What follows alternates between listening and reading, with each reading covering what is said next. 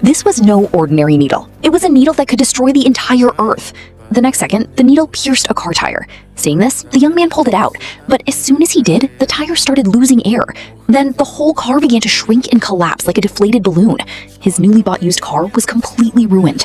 The two realized there was something strange about the needle. When they looked again, it had stuck itself into a wall.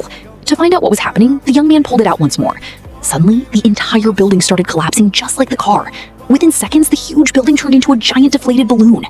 Now they finally understood how dangerous the needle was. Neither of them wanted to keep it, and both tried to give it to the other. While they were arguing, a sheriff walked by and thought they were fighting. He came over to arrest them. During the struggle, the needle accidentally stabbed his hand. As the sheriff reached to pull it out, the two men desperately told him not to touch it. But he ignored their warning and pulled it out anyway. Oh no! Before the sheriff could even leave the station, his whole body lost air and turned into a human-shaped balloon. Realizing the disaster they had caused, the young man grabbed the needle and ran. But suddenly a bus came speeding toward him. To save himself, he pointed the needle at the bus. In an instant, everyone on the bus was doomed. The two men knew the needle could not stay on Earth any longer. They tied it to a balloon and released it, hoping the balloon would carry it into space. But before it got very far, the balloon exploded. The needle fell back down and stuck into the ground.